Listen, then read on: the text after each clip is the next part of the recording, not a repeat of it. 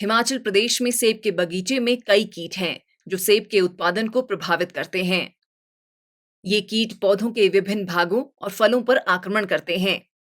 इनमें से एक मुख्य कीट है थ्रिप्स।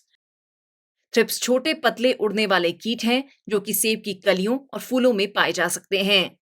हालांकि थ्रिप्स पूरे समय बगीचे में होते हैं, परंतु ये ज्यादातर फूल खिलने से पहले और फूल आने के दौरान समस्या बन जाते हैं, क्योंकि वे कलियों और फूलों पर भोजन करते हैं, जिससे परागण की प्रक्रिया प्रभावित होती है तथा फलों की सेटिंग अच्छी नहीं होती।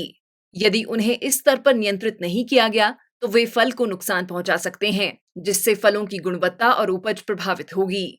बगीचे में थ्रिप्स को नियंत्रित करना आवश्यक है। हालांकि कीटनाशक का छिड़काव उन्हें नियंत्रित करने का हमेशा सबसे अच्छा तरीका नहीं है। बगीचे में स्प्रे करने से परागणकर्ताओं और बायो कंट्रोल एजेंटों को नुकसान पहुंच सकता है। इसलिए छिड़काव करने का निर्णय लेने से पहले किसानों को अपने बगीचे में प्रति फूल क्लस्टर थ्रिप्स की संख्या की निगरानी करने की आवश्यकता है। मैं एक सेब के बगीचे में हूँ और मैं अब ये देखने जा रहा हूँ कि सेब के बगीचे में थ्रिप्स का निरीक्षण कैसे करना चाहिए। मैं फूलों के गुच्छों का नमूना लूंगा और थ्रिप्स की गिनती करूंगा। हमें एक कंटेनर की जरूरत है ताकि हम उनमें थ्रिप्स को रख सके। वे बहुत छोटे आकार के होते हैं, कुछ को तो आंखों से देखना मुश्किल होता है।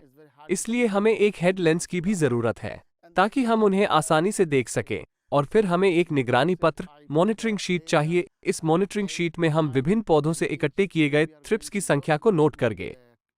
हमने एक पौधा चुन लिया है। इस पौधे में बहुत सारे फूलों के गुच्छे हैं।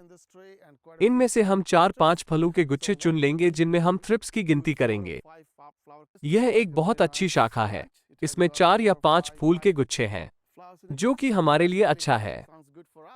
मैं अपने कंटेनर को इसके नीचे रखने जा रहा हूं ताकि मैं जब इस गुच्छे को थपकी मारूं तो थ्रिप्स इसमें गिर जाएं। तो चलिए इसे 1-2 बार और करते हैं।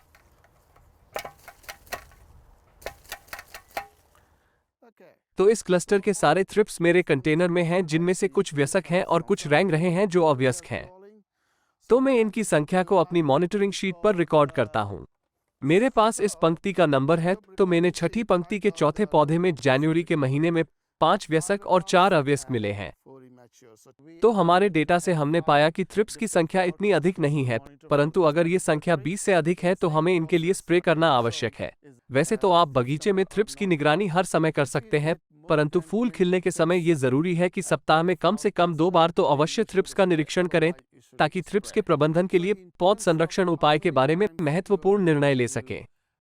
बाग पर एकीकृत कीट प्रबंधन, जिसे आईपीएम के रूप में भी जाना जाता है, कीट प्रबंधन का सबसे अच्छा तरीका है।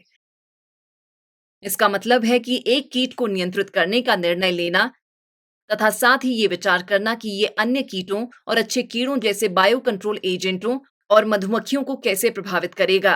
बायो कंट्रोल एजेंट अच्छे कीट होते हैं, जैसे कि lady bird beetle, lacewing, pirate bugs और अन्य परभक्षी कीट। बायो कंट्रोल एजेंट्स का बगीचे में होना महत्वपूर्ण है, क्योंकि ये थ्रिप्स व दूसरे कीटों की संख्या नियंत्रित करने में मदद करते हैं। हिमाचल में थ्रिप्स को नियंत्रित करने के लिए गुलाबी कली अवस्था में थायाक्लोप्रिड कीटनाशक का इस्तेमाल करने की सिफारिश है, परंतु ये स्प्रे प्राकृतिक बायो कंट्रोल एजेंट्स को भी मार देता है तथा बगीचे में उस पूरे सीजन के लिए थ्रिप्स के प्राकृतिक नियंत्रण को कम कर सकता है। ये मधुमक्खियों और अन्य परागणकर्ताओं को भी मार सकता है, जिससे परागण और फलों की सेटिंग में कमी आती है। इसलिए स्प्रे से पहले निगरानी करना बहुत महत्वपूर्ण है।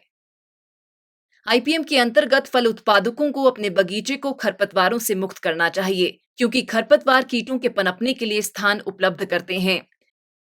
यदि बायो कंट्रोल और कल्चरल कंट्रोल दोनों विधियों का उपयोग कीटों के नियंत्रण के लिए किया जाए तो रासायनिक कीटनाशकों के स्प्रे को कम किया जा सकता है या टाला जा सकता है। थ्रिप्स प्रबंधन के लिए ये दृष्टिकोण हिमाचल में एक उच्च उत्पादकता वाले सेब के बगीचे विकसित करने में मदद करेगा।